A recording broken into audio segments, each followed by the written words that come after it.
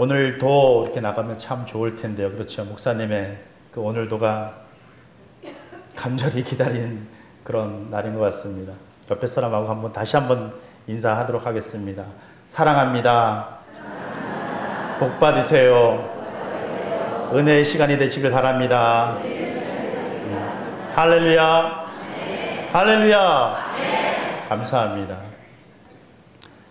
오늘 제목은 고난의 삶이 가로막을 때라는 제목입니다. 우린 주변에 영광스러운 삶을 살고 있거나 성공한 삶을 산 사람들을 볼 때마다 그 사람들을 막연히 부러워만 하지, 그 사람이 그런 자리에 오르기까지 얼마나 많은 희생과 노력과 남모를 고통과 그리고 호된 투쟁적인 삶을 살았는지에 대해서는 생각하지 않을 때가 많이 있습니다. 신앙생활도 마찬가지인 것 같습니다. 누군가 하나님으로부터 큰 은혜와 축복을 받고 있다면 그것을 단순히 부러워하는 것이 아니라 저 사람은, 저 가문은 왜 하나님 앞에 저런 축복을 받을까? 그 이면을 보면 그가 죄의 유혹과 삶의 유혹으로부터 견뎌내고 하나님 말씀을 지키려고 정말 진실한 예배자가 되려고 부단히 노력하는 모습과 과정이 있었다는 것을 우리는 볼 필요가 있다는 것입니다. 오늘 저는 열왕기하 18장에 나오는 바로 이스라엘 역사의 다윗 왕과 비교될 만큼 그렇게 뛰어나고 인정받고 칭찬받는 한 왕을 소개하려고 합니다. 그런데 이 왕이 이 역사의 훌륭한 왕으로 평가되기까지는 그가 얼마나 많은 고난과 유혹으로부터 투쟁적인 삶을 살았는가의 말씀을 통해서 한번 알 수 있기를 간절히 바랍니다. 이 사람의 이름은 히스기야라고 하는 왕입니다. 아버지가 아하스라고 하는 왕인데 이 아버지는 참 악한 왕입니다. 정치를 잘 못했습니다. 그렇다고 해서 성실하거나 신앙적으로 올바른 왕이 아니었습니다. 또한 우상을 섬기고 죄를 많이 지었던 사람이 바로 이 아하스 왕입니다. 그리고 그 뒤를 이어서 히스기야가 젊은 나이 25살이 되는데 29년 동안 남쪽 나라를 다스리게 됩니다. 그런데 아버지가 정치를 잘 못하는 것들을 보고 그래서 나라가 혼란하고 백성들이 가난하게 살고 하나님 앞에 불의한 일을 많이 본 히스기야는 내가 왕이 되면 아버지처럼 저렇게 하지 말아야지 라고 생각하면서 아버지처럼 정치를 하지 않습니다. 특별히 나라가 힘이 없을 때 외국으로부터 다른 사람으로부터 다른 나라로부터 서러움을 받았던 그런 모습들을 보고 자랐던 그 히스기야는 나라가 강해야 한다 라고 하면서 두 가지 딱 정해서 전력을 향해서 달려나갑니다. 첫째는 바로 경제를 회복시키는 것입니다. 우리의 자주적인 힘이 있어야 서러움을 당하지 않는다라고 하면서 히스기야 왕이 되면서 경제를 정말로 많이 회복을 시킵니다. 그리고 두 번째 한 일이 무엇이냐면 경제만 회복이 된다고 해서 부강한 나라가 되는 것이 아니라 경제 이상의 힘이 필요하다. 그것이 무엇이냐면 하나님의 돌보심과 은혜가 있어야 된다라는 것을 히스기야가 알았다라는 것입니다. 그래서 오늘 본문 3절 4절을 보니까 히스기야가 그의 조상 다윗의 모든 행위와 같이 여호와 보시기에 정직하게 행하여 그가 여러 산당을 제거하고 주상을 깨트리며 아세라 목상을 찍어서 없앴다. 그러니까 하나님과의 관계를 회복하는데, 이런 모습을 볼 때 하나님과의 관계를 회복하는데 이 왕이 최선을 다했다라는 것입니다. 원래 이스라엘 백성들은 하나님으로부터 축복을 받기 위해서 약속받은 민족입니다. 그런데 왜 하나님께서 축복해 주시겠다고 약속한 이 이스라엘 민족은 늘 축복을 받지 못하고 이렇게 외세의 침략을 받고 어려움과 환난과 가난 속에서 살아야 할까? 그 이유는 하나님의 축복이 이스라엘 백성들에게 내리는데 걸림돌이 항상 뭐가 있었습니다. 그 걸림돌이 무엇일까요? 바로 우상숭배입니다. 우상숭배. 여러분, 오늘 하나님은 분명히 우리를 축복하실 겁니다. 제가 일부 예배 때도 이걸 3번을 했습니다. 하나님은 오늘 우리에게 분명히 축복해 주실 것입니다. 이 소리를 듣고 싶어서요. 그런데 그 축복이 우리에게 오는데 걸림돌이 없어야 돼요. 예배를 드린다라고 하는 것은, 은혜를 받는다라고 하는 것은 하나님께로 오는 그 은혜의 걸림돌을 제거하는 과정일 수도 있습니다. 그런데 늘 이스라엘 백성들은 우상을 숭배하면서 하나님께로부터 받아야 할 그 축복들을, 걸림돌을 만드는 것입니다. 그렇다면 왜 이스라엘 백성들이 우상을 숭배할까? 거기에는 두 가지 이유가 있습니다. 이집트에서 탈출을 해서 광야에서 40년을 지나고 가나안 땅으로 들어가잖아요. 그런데 들어가 보니까 가나안 이방 민족들이 우상을 섬기고 하나님을 섬기지 않는데도 불구하고 잘 살고 나라가 강한 거예요. 애굽도 그랬고 아수르도 그랬고 다들 우상을 섬기는데 잘 살고 부강한 나라가 되는 겁니다. 반면에 자기들은 하나님 말씀을 따르고 하나님 앞에 열심히 믿음을 지키고 가난하고 못 살다라는 겁니다. 그렇게 했는데도 불구하고 그러니까 현실적으로 헷갈리기 시작한 거예요. 아무리 하나님 말씀을 붙들고 살아도 우리에게 축복이 오지 않고 우상을 섬기는 저 사람들은 잘 사는 거 보니까 저렇게 사는 것이 맞나 보다 하면서 사람들이 흔들리기 시작했습니다. 하나님은 끝까지 믿음을 지키는 사람을 축복하십니다. 그런데 이스라엘 백성들이 자꾸 중간에 흔들리고 우상을 숭배하니까 하나님의 그 축복을 결국 못 받은 거예요. 그런데 히스기야 왕이 이 왕이 된 다음에 이것부터 뜯어고치자. 아닌 건 아니니까 이것으로부터 이것 때문에 이것을 바꾸지 않으면 우리 민족은 살아갈 수 없다 하면서 종교적 개혁을 단행하게 됩니다. 그래서 오늘 대표적으로 큰 업적 두 가지를 히스기야가 세우는데 그 첫째가 바로 읽은 본문을 보면 산당을 없애는 것입니다. 산당. 원래 이스라엘 백성들은 솔로몬 왕에게 하나님께서 예루살렘에 성전을 주셨습니다. 그리고 이제부터 모든 하나님 앞에 예배드리는 모든 예배는 바로 이 예루살렘 성전에서 해야 된다. 그런데 솔로몬 이후에 북이스라엘과 남유다로 이렇게 갈라지지 않습니까? 근데 예루살렘 성전은 남쪽에 있어요. 그러니까 저 북쪽에 있는 사람들, 저 멀리에 있는 북이스라엘 사람들은 남쪽에 있는 예루살렘 성전까지 오는 것이 멀고 힘드니까 그냥 몇몇 사람들끼리 자기들 모여서 야, 우리가 바쁘고 멀고 있으니까 힘드니까 우리끼리 모여서 예배를 드리자. 우리끼리 하나님 앞에 예배를 드릴 수 있는 처소를 만들자라고 만들었던 것이 바로 산당이에요. 산당. 그러다 보니까 하나님이 원하시는 예배가 아니라 자기들 편하기 위해서 예배를 드리는 공간을 자기들 나름대로 만든 것입니다. 여러분 주일날 아주 불가피해서 병원에 입원해서 교회에 올 수가 없어서 TV로는 또는 인터넷으로 예배를 드릴 수 있습니다. 하나님 그것 아시겠죠? 그러나 그렇게 드릴 수 있으니까 교회 가지 않아도 TV를 통해서 인터넷을 통해서 예배를 드린다면 그것도 내가 볼 때 예배일 수 있겠지만 하나님 보시기에는 나 편하자고 예배를 드리는 거지 하나님을 위해서 예배를 드리는 것이 아니라는 것입니다. 이게 산당이에요. 그리고 그렇게 오랫동안 예배를 드리다 보니까 샤머니즘이 그 안에 섞이게 됩니다.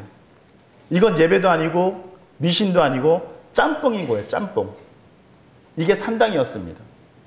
그런데 이 역대 왕들이 이 산당을 다 부수지 못했다는 것입니다. 왜일까요? 거기에도 이유가 있습니다. 이 산당에 많은 정치적 세력들이 결탁되어 있으니까 이 산당을 없애게 되면 왕이 자기 정치적 기반이 없어지는 거나 마찬가지입니다. 그리고 두 번째, 이 산당에서 나오는 모든 헌금은 국가로 귀속되어 있었습니다. 그래서 엄청난 세금이 들어오는데 이 세금을 받게 되는 왕들의 입장에서 정권을 유지하는데 이게 없으면 안 되는 거예요. 이게 큰 도움이 되는 겁니다. 그러다 보니까 산당을 없애지 못하고 그냥 둔 것입니다. 역대 왕들이 다 그렇게 했어요. 왜? 정치적 기반이 무너지고 돈이 국가로 들어오지 않으니까.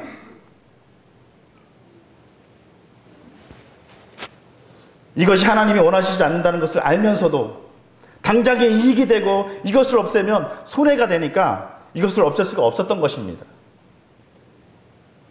그런데 히스기야가 내가 정치적으로 좀 어려움을 당하고 경제적으로 손해가 돼도 하나님이 기뻐하지 않는 이 산당을 없애겠다 라고 하면서 이 산당을 전부 법적으로 없애버렸습니다. 이 일은 정말 대단한 것입니다. 지금 우리가 그냥 산당을 없앴구나, 왕이니까 그렇게 할 수 있지 라고 생각하겠지만 그렇지 않습니다. 정말 이 일은 대단한 일입니다. 나라의 기반이 흔들 수 있는 사건입니다. 그런데 그것을 이 히스기야가 단행을 합니다. 두 번째 이 히스기야가 한 일이 뭐냐 하면 놋뱀 사건입니다. 놋뱀 사건. 이 놋뱀 사건이 어떤 것이냐면 이스라엘 백성에게 이 놋뱀이라고 하는 것은 굉장한 영적인 상징입니다. 애굽에서 400년 종살이를 하다가 모세에게 이끌려서 가나안 땅으로 가는데 광야에서 40년을 지내게 되지 않습니까? 그리고 가나안 땅에 들어가기 전에 광야에서 무슨 일이 있었냐면 이스라엘 백성들이 자꾸 하나님을 모독을 하는 거예요. 자기들이 이집트에서 종살이를 하면서 노예생활을 하면서 이런 말을 하잖아요. 하나님, 우리 너무 힘들어요. 그러니 우리를 자유의 땅으로 좀 인도해 주세요. 라고 해서 모세가 그들 앞에 나타납니다. 그리고 그들을 자유의 땅으로 갑니다. 그리고 광야 생활을 하면서 그 모든 것들을 잊어버린 채, 그것을 망각한 채 광야 생활이 조금 힘드니까 하나님, 이 광야로 왜 우리를 보내셨습니까? 우상을 섬기면서 살 때가, 이집트에서 살 때가 더 편했는데 왜 보내셨습니까? 라고 하나님께 불평하고 불명하고 부정하고 막말을 막 하는 거예요. 그러니까 하나님께서 생각하시기에 이스라엘 백성들이 이런 마음으로 가나안 땅에 들어가면 잘 살 수 있을까? 저런 정신과 저런 신앙과 저런 믿음을 가지고 저들에게 축복을 준들, 저들이 그 축복을 알 수 있을까? 그러니까 다 가나안 땅에 들어보지 않는 것입니다. 들여보내지 못하는 거예요. 그래서 이스라엘 백성들을 가나안 땅에 들어보기 전에 온전한 믿음을 갖도록 그들을 징계하는 것이 바로 불뱀입니다. 불뱀. 그들에게 불뱀을 내려주셔서 그래서 이스라엘 백성들을 물어 죽이게 하는 거예요. 물면 열이 나서 막 죽는. 처음에는 이게 유행병처럼 생각을 했는데, 그래서 시간이 지나고 나니까 자식이 죽고 남편이 죽고 이웃 사람들이 막 죽고 가니까 이스라엘 백성들이 공포에 쌓이기 시작한 거예요. 아, 우리가 잘못한가 보다. 아, 우리가 하나님께 불순종을 하고 모욕했더니 하나님 우리에게 징계를 주셨구나. 그래서 그들이 무릎 꿇고 하나님 앞에 잘못을 빕니다. 하나님, 우리가 잘못했습니다. 우리가 교만했습니다. 제발 용서해 주세요. 이렇게 용서를 구하자 하나님께서 모세를 통해서 무엇을 만들어 주시나요? 모세가 모세에게 이렇게 말을 합니다. 모세야, 놋뱀 하나를 만들어라. 그리고 그것을 높은 장대에 매달고 이스라엘 백성들에게 선포해라. 하나님께서 말씀하시니 누구든지 이 놋뱀을 쳐다보고 위를 바라보는 자는 살겠다. 그래서 모세가 하나님의 말씀을 듣고 놋뱀을 장대에 매달고 이스라엘 백성들에게 선포를 합니다. 하나님께서 말씀하셨다. 누구든지 이 놋뱀을 쳐다보고 위를 바라보는 자는 살게 될 것이다. 라고 선포를 했습니다.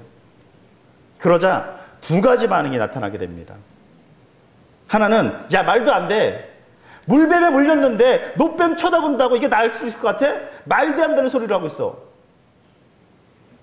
그렇게 안 믿는 사람들과 반면 모세의 그 지도력을 믿고 하나님 말씀에 하셨으니까 그래 한번 바라보자. 믿고 뭐 따라보자. 라고 해서 놋뱀을 바라본 사람들. 그래서 놋뱀을 바라본 사람들은 결국 어떻게 했습니까? 살게 되었습니다. 그러나 그 말을 무시하고 바라보지 않고 여전히 불신앙적인 고백을 한 사람들은 다 죽었다라는 것입니다. 그 사건이 바로 이 사건입니다.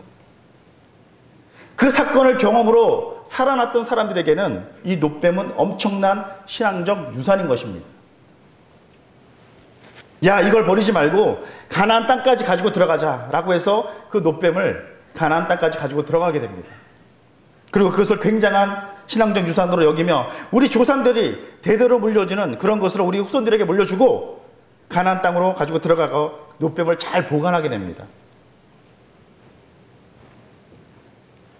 처음에는 이 놋뱀이 중요한 것이 아니었습니다. 하나님께서 놋뱀을 통해서 우리에게 주신 은혜를 기억하기 위해서 놋뱀을 가지고 들어갔는데 시간이 지나고 세월이 지나니까 사람들이 뭘 망각했냐면 하나님이 우리에게 주신 그 은혜는 잊어버리고 단순히 이 놋뱀이 주는 효능, 이 놋뱀만 믿고 놋뱀만 바라보면 기적이 일어날 것 같은 그런 마음으로 사람들이 생각이 바뀌기 시작한 거예요. 그래서 이 놋뱀을 사람들이 부적처럼 우상처럼 섬기면서 이 놋뱀만 있으면 자식도 잘 낳고 병도 잘 고쳐지고 놋뱀만 있으면 뭐든지 잘 될 것 같은 그런 것으로 이 놋뱀이 악용되기 시작한 것입니다. 착각을 한 거죠. 착각을. 하나님의 은혜가 더 큰데 하나님의 은혜로 말미암아 그 놋뱀이 그런 것이 우리에게 이 십자가는 상징입니다. 상징. 이 십자가가 효능이 있는 게 아닙니다. 십자가 위에 달려 죽으신 주님을 묵상해야 하는 것입니다. 이 교회도 주님의 핏값으로 쓰여진 주님의 이 정신을 기억하는 것이지 이 건물이 중요한 것이 아닙니다. 그런데 이스라엘 백성들이 착각을 하는 것입니다. 놋뱀 자체를 우상으로 만들어버리는 것이에요. 이것을 히스기야가 깨트리는 것입니다. 그 놋뱀이 아무리 대단한 역사를 가지고 있었고 아무리 전통적으로 귀한 것이라고 해도 지금 하나님 앞에 은혜를 받는 것에 방해가 되고 영광을 가리우는 모습이라면 아무리 찬란하고 위대한 그런 과거의 좋은 유산이라고 해도 과감하게 부숴버릴 줄을 알아야 한다는 것입니다. 이게 히스기야의 생각이었습니다. 이 모습은 우리 신앙생활에도 아주 중요합니다. 아무리 과거에 찬란했고 과거로부터 내려오는 위대한 신앙의 유산일지라도 하나님의 은혜가 방해가 되고 내가 지금 하나님을 만나는 것에 방해가 되고 영광을 가리우는 모습이라면 과감히 버릴 줄 아는 것, 이것이 신앙의 개혁입니다. 히스기야 이런 행동으로 이스라엘 백성들은 난리가 났을 것입니다. 과거로부터 내려오는 전통이고 위대한 유산인데 어떻게 그것을 부수냐고, 그것을 어떻게 없애냐고. 하지만 난리가 났지만 히스기야는 그 저항을 다 뒤로 한 채 과감하게 그 노뱀을 부셔버립니다. 이런 히스기야 왕의 행동이 옳았을까요? 그 뒷절을 보시면 알게 됩니다. 우리 18장 7절을 한번 찾아볼까요? 성경을 한번 펼쳐주시고, 오늘 본문 18장 3절 4절 읽었죠? 그 뒤에 7절을 한번 읽도록 하겠습니다. 7절을 다 같이 한번 읽도록 하겠습니다. 시작. 여호와께서 그와 함께 하심에 그가 어디로 가든지 형통하였더라. 여기까지. 따라 한번 해볼까요? 그가 어디로 가든지 형통하였더라. 그가 어디로 가든지 형통하였더라. 할렐루야. 깨뜨리고 난 다음에 우리가 생각할 때는 그렇지 않아야 되잖아요. 근데 하나님께서 그를 형통하게 했다는 것입니다. 하나님께서 히스기야에게 엄청난 은혜를 주셨습니다. 우리는 이것을 기억해야 합니다. 신앙은 과거로부터 자유로워야 합니다. 믿음의 사람들은 과거로부터 자유가 있어야 합니다. 내가 지금 영광스러운 인생의 주인공이 되려면 과거의 영광에 붙잡히지 말고 지금 이 순간 이 자리에서 하나님의 은혜를 구하는 우리 모두가 되기를 간절히 바랍니다. 그것이 과거에 아무리 찬란하고 위대하고 엄청난 유산일지라도, 그것이 설사 노뱀일지라도 지금 우리가 은혜 받기 위해서라면 과감히 그 과거를 깨트리는 것, 이것이 하나님 앞에 은혜 받는 비결이라는 사실을 믿으시기를 바랍니다.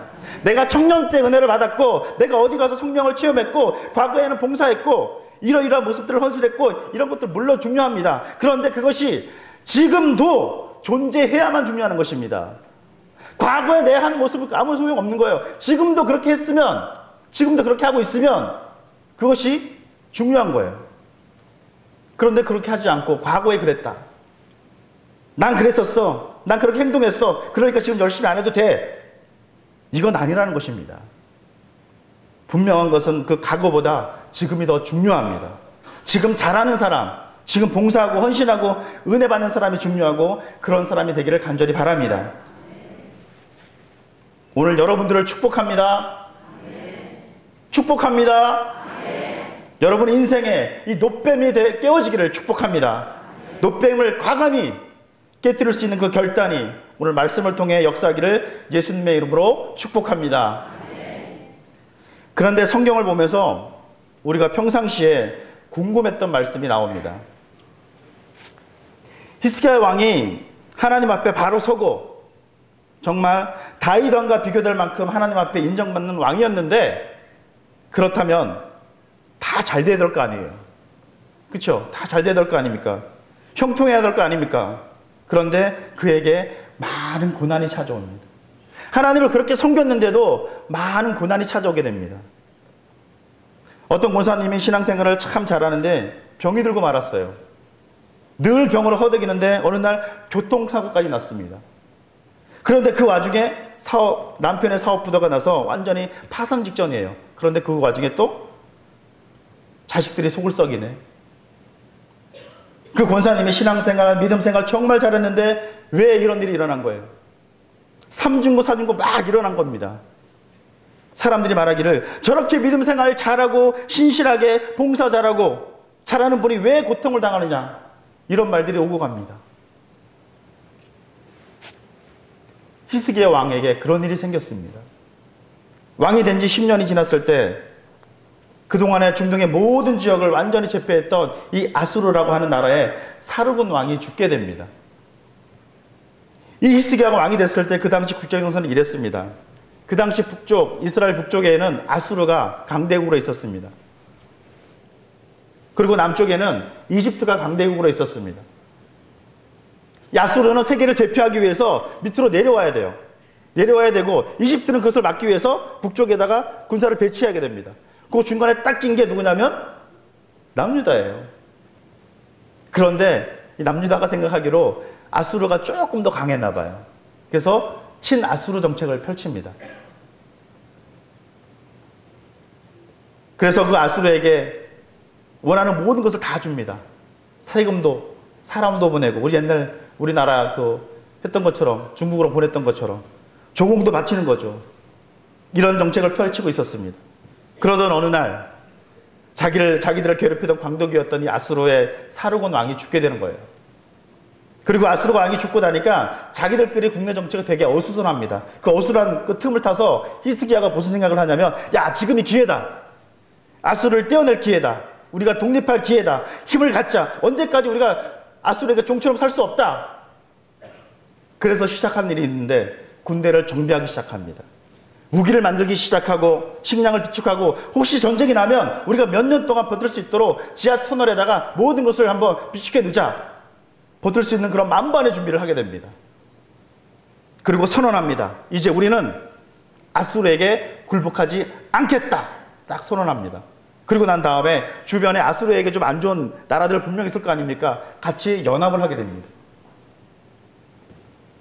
아수르의 왕인 사르곤 왕이 죽고 그 다음으로 된 왕이 사네림입니다. 사네림. 이 사람도 굉장히 대단한 사람이에요.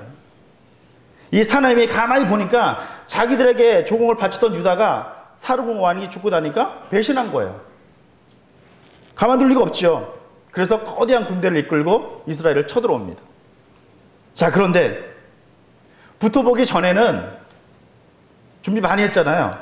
우리가 군대도 정비하고 군량도 충분히 준비하고 무기도 준비하고 그래서 한번 해볼만 하다 라고 생각했는데 막상 전쟁이 났는데 상대가 되지 않는 겁니다. 상대가 되지 않는 거예요.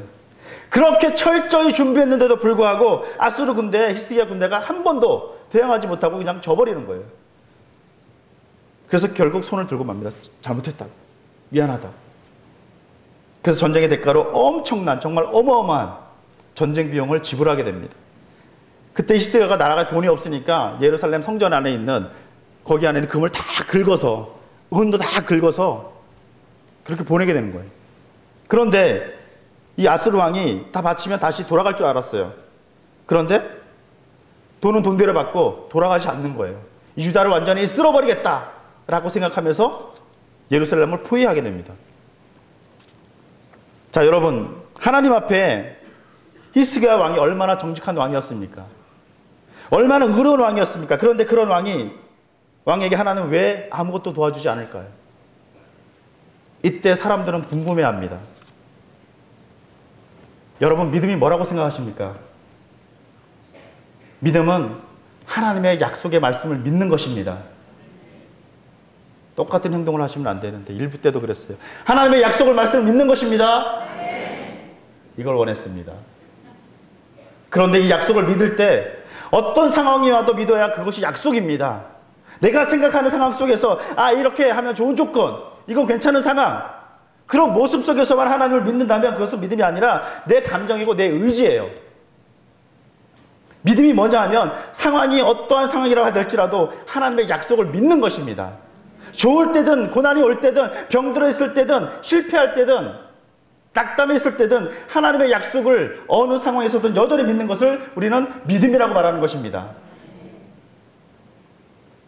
아브라함의 믿음을 우리는 왜 찬송하냐면 바랄 수 없는 가운데서도 아이를 얻을 수 없는 나음에도 불구하고 하나님의 약속을 믿었고 그 믿음으로 이삭을 얻었기 때문에 우리가 믿음의 조상이라고 말하는 것입니다.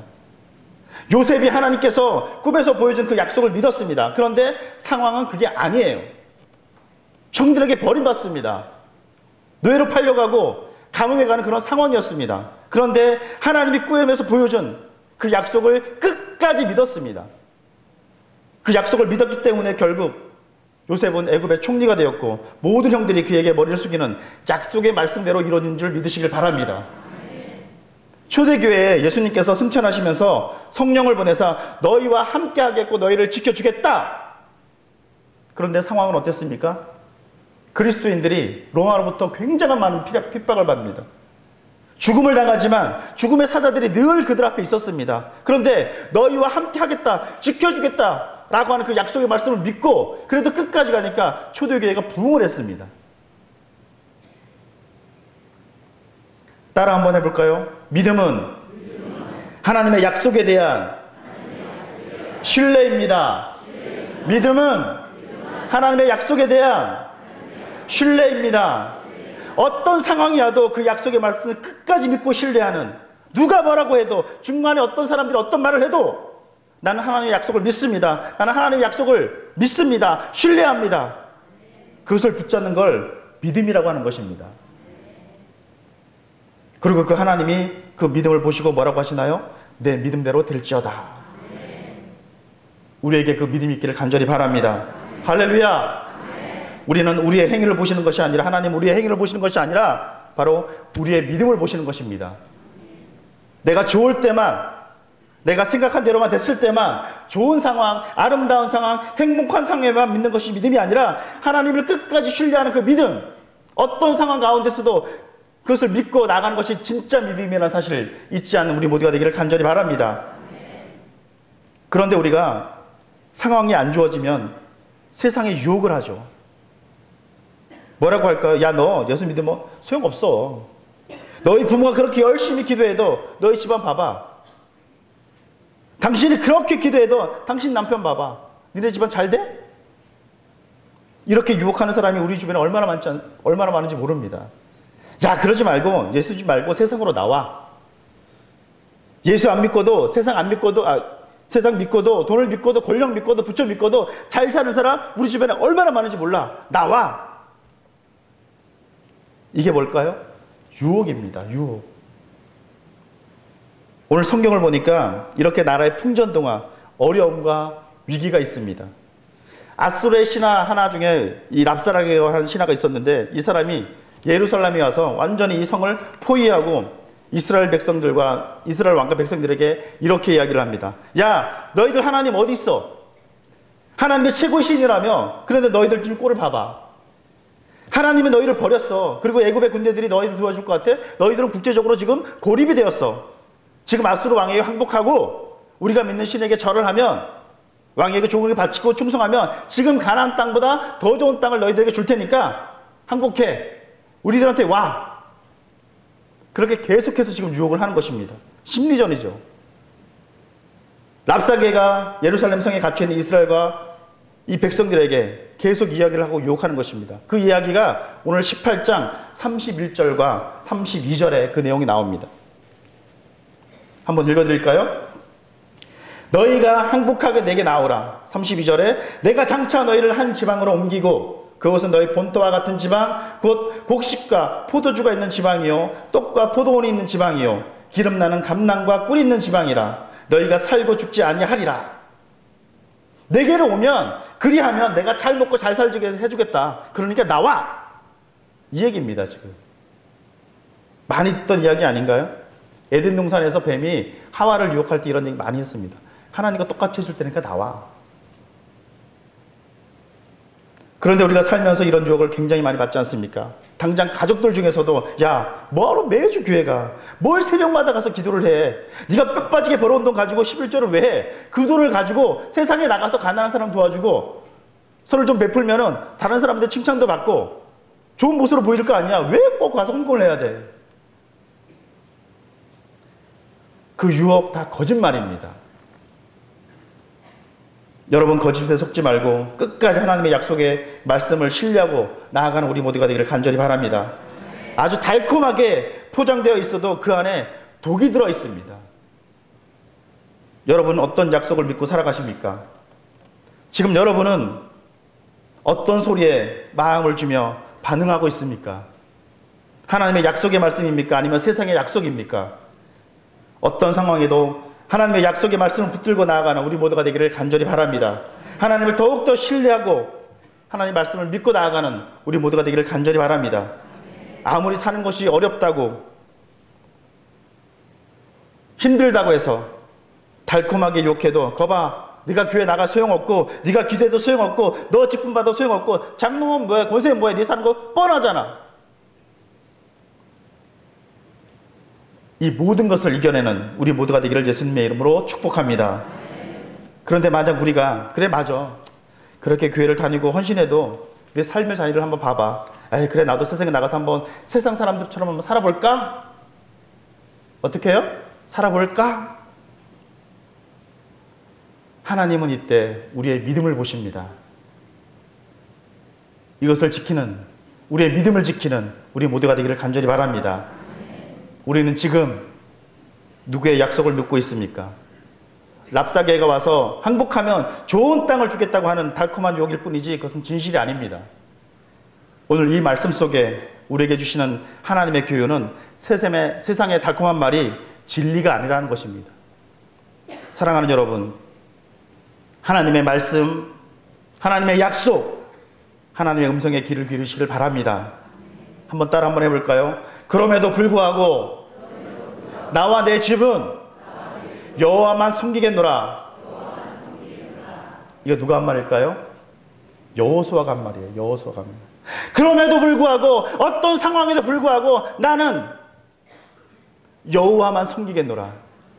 이 믿음이 우리 모두에게 있기를 간절히 바랍니다.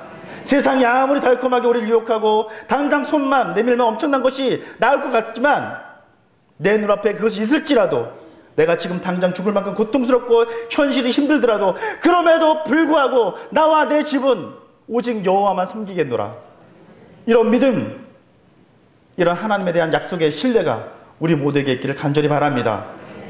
이 여호수아의 고백처럼 히스기야의 고백처럼 이렇게 사시면 이후에 히스기야는 결국 하나님의 은혜 속에서 모든 고난을 이겨내고 축복을 받게 됩니다.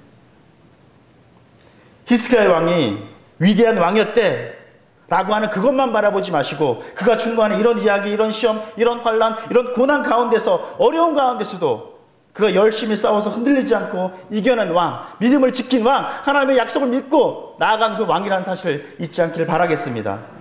다윗과 비교될 만큼 대단한 왕이었다 이것만 바라보지 말고 그가 살아온 인생 가운데 어떤 상황 가운데서도 하나님의 말씀을 신뢰하고 나갔던 그 모습을 잊지 않기를 바라겠습니다. 우리 모두의 인생도 하나님의 약속의 말씀을 믿고 신뢰하고 그렇게 살고자 결단할 때 장차 여러분들의 인생 속에 히스기야 왕처럼 여호수아처럼 그렇게 말할 수 있는 고백과 간증이 넘쳐날 줄 믿습니다.